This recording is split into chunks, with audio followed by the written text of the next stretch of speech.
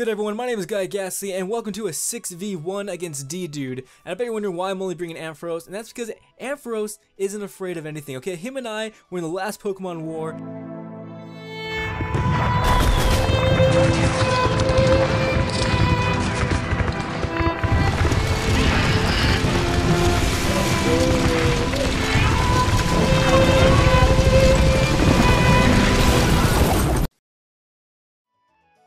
And we didn't need help from anyone, alright? So now, just in case you're wondering, I am going to lead off with Ampharos here, because that's the only person I need in my life, okay? So Ampharos is going to come out, and he's just going to stare down this Chandelure, no problem. Chandelure, of course, is going to go for the predictable flamethrower. I watched Ampharos run through a burning building to save some children, okay? So he's not afraid of a flamethrower, alright? And, I'm just kidding, I definitely, that was an accident. That was a complete accident. Let's try that one more time. It is a 6v6 against DDude. He's a Twitter follower. Now, if you didn't know, the new hidden ability moves came out for the Hoenn starters. So you have Flash Fire, Typhlosion, Sheer Force for Alligator, and useless ability Meganium that I don't remember what the name is because it's awful and I don't know who thought of that. One thing about this game is it's super stally, so it is going to be turned up by 175%. So let's see if I can catch up. I can keep up with it. So I'm going to lead off with the Ampharos like my accident, and he is going to actually Mega Evolve instead though this time, and I think he knows it's going to happen, so he goes for the Shadow Ball instead of the Flamethrower like in the beginning, which this also might have been because he thought I was going to switch out, knowing he'd go for the Flamethrower. Anyways, this is a rest talk set. So I go to sleep and I have the Dragon Pulse and the obviously the Thunderbolt. But he goes down to this monster, and he doesn't actually expect me to go for the Sleep Talk, I think, because I'm going to knock this thing in the face with the Dragon Pulse, and I don't think he saw it coming. But I thought this guy lived on a Focus Sash. Turns out it was just leftovers. I somehow missed the KO by like a sliver of HP, which is ridiculous. I don't even know what this thing, what have you been feeding this thing, DDude, because this thing took so many hits this entire game, but still dished out so much damage, and I don't know what kind of monster you've bred. So I sent in useless Meganium, and Meganium is just gonna toxic things. That's pretty much what her goal is. She's fully special defensive, and she's just gonna put some STDs on this guy. Just gonna sweet talk him, lure him into bed, and not gonna tell her any of her medical history. So that you get, you know, watch out for that, kids. Okay. So Hydreigon is gonna get poisoned. And that's perfect because that's going to kind of counteract and weaken this thing just a little bit. Because it is, like I said, it is super tanky for whatever reason. This thing just can hold up no problem. He's like in a little fort of protection. So I am going to Synthesis here, expecting another attack and just to get more poison damage on him. But he switches out into the Chandelure. I think he expected me to switch out here, expecting the Flamethrower. But of course I didn't because I'm smarter than that. And I'm just going to Toxic this as well. Just I don't even know what this thing has. I don't know if it has Choice Scarf, Choice Specs, or the Focus Sash. I'm thinking the Focus Sash. But you go into Luxray, which is the Gut Luxray. I don't know anyone who runs anything else. And I was actually expecting a Elemental like Flame attack, Elemental Fang attack, but he doesn't go for that. He actually just goes right for the Facade, and that actually doesn't do too much to Queen Fawns. How many other people used to say Facade? My entire childhood was Facade. That was that move was. And it's actually Facade as I got older. So he's gonna go ahead and use his own speed dating move. He's like, look, I don't wanna, this Nidoqueen is not that interesting. And he brings me out to Typhlosion. Now his Typhlosion is Choice Specs, and it's gonna take out this guy no problem with an overheat. Now I was gonna bring the Choice Scarf, but he doesn't have Eruption. So I figured then that I don't really need Eruption. I don't even need Choice Scarf then if I don't have Eruption. Not as cool. So Meganium's gonna come back out. He's gonna Sludge Wave and just throw up all over my flower. And I'm just like, come on, bro, like, watch your alcohol levels, alright? You gotta know when to stop. Just stop throwing up on me. So Devil's gonna throw up again. You know, I told him the first time to stop and he kept doing it. So we'll go for the Sunny Day. I do have the Solar Beam on her. Also now she can't be poisoned, so I guess that's good. But honestly, he could come in here with the Fire, attack the Chandelure, and just do so much damage. I don't know what they're thinking giving a Grass type that ability where a Fire type is gonna ruin her life so hard. I don't understand it. So I sent out Borelax. If you don't know what that reference is, I'm actually going to put a little video here, and there is some cursing. Yo, fucking Snorlax owns in this movie. Look at him. Fuck! It's not Snorlax. His name's Borelax. You fucking... Shut the fuck up. You don't know shit about Pokemon, you fucking dick. Fuck you. His name's Snorlax. Yo, look. Fat fuck. He's fucking holding all the Pokemon. Don't tell me. Only Snorlax can hold 10. Look at him. He's fucking huge. He's more ripped than you. Shut the fuck up. Don't make fun of him. Excuse me. Snorlax fucking owns you.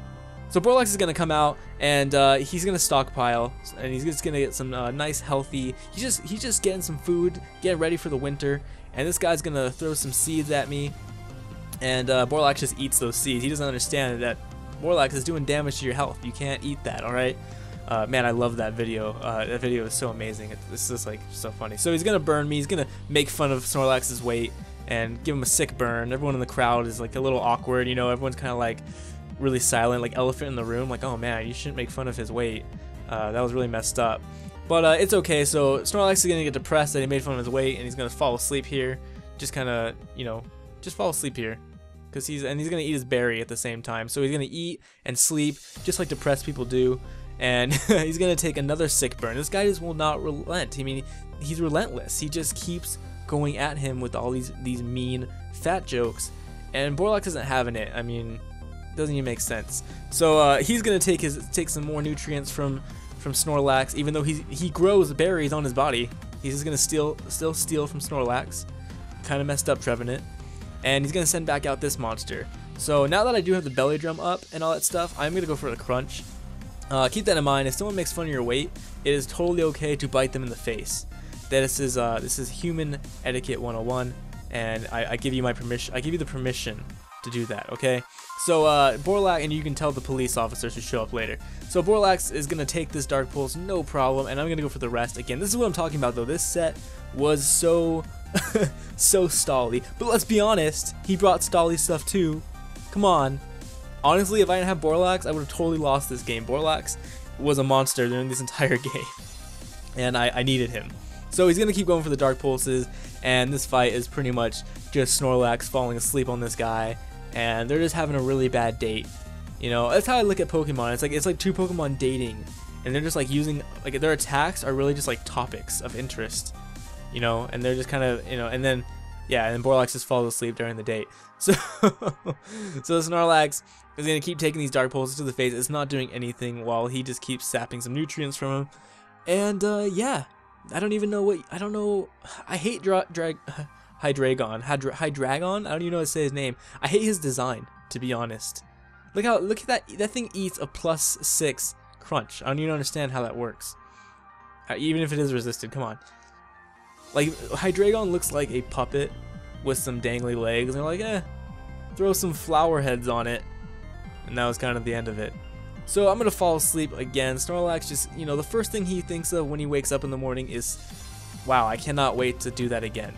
He just wants to sleep all the time, every day, and eat. But he's already got a lot of stockpile, so I didn't go for another stockpile because it's a little risky. It's a little dirty. And I actually was, I think after this rest, I was like, look, I gotta let this thing die. I feel so awful. I feel terrible that I'm gonna have Snorlax just fighting a Hydreigon on the screen for like the next like 2 minutes. But Snorlax is just gonna keep eating these up, no problem.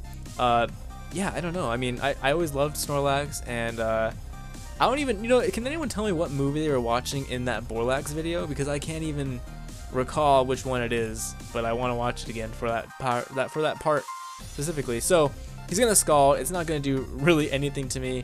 I'm gonna crunch, and it's gonna take him out. Yeah, so that one can die from a +6 crunch. Cool. Chandelure comes up, and I'm pretty much like, okay, Snorlax, you just gotta go. Just die. But I just keep going for the crunches. Oh man, I totally forgot. I actually did do a lot of damage with this Borelax. After that Hydreigon went down, it was pretty much good. Borelax could sweep. This match was so long that I think I was falling asleep while filming. I was like, oh my god. Actually, DDude, if you're watching this far, you and I need to have a rematch, because yeah, this needs to happen. So send out Queen Fawn's, and Queen Fawn's gonna be able to Ice Beam this guy in the face, no problem. Gonna do a lot of damage. He's gonna get his citrus, just keep harvesting, right? Just growing those berries all over his body, and Queen Fawn's gonna go straight for another Ice Beam. So actually, I do want to switch out for Flamethrower instead of Ice Beam on this Queen Fawn. I think that'd be a much better move on my part, and then I can just Dragon Tail any dragons that do want to come in. So the citrus again, I'm gonna Ice Beam. and it does kill, and it's a crit. If it wasn't a crit, I don't think I would have killed fully, so that crit mattered, I think. I never do calcs, so whatever. So he's gonna bring out the Aerodactyl, and this is Aerodactyl has the Mega Evolution, of course. He's gonna have the awesome goatee, he's well groomed, and Mega Aerodactyl is gonna go for the Earthquake, the straight up Earthquake.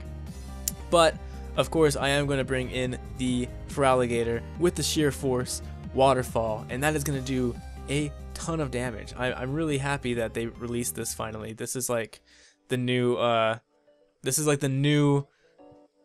what do you call it? The new Nidoking. So beat DDude there. If you guys like that video, go ahead and leave a like, comment, and subscribe. Go check out DDude on Twitter, and yeah, just stick around, please. I want to thank everyone for I think I have like around almost 60 subscribers, so the growth has been pretty decent. I enjoy it, and I appreciate you guys watching, and all the support, all the comments, all the likes, all that stuff really helps me keep me going, and I hope to entertain you guys further. I have some other things planned, so stick around. Alright, bye. Alex hit me up on Twitter. He said he's not the best battler, but he wants to do an OU. He's gonna make a lot of mistakes. I said, dude, that's totally cool. Let's do it. I don't even care. Alright? But first off, Alex is a freaking liar because he's amazing at this game.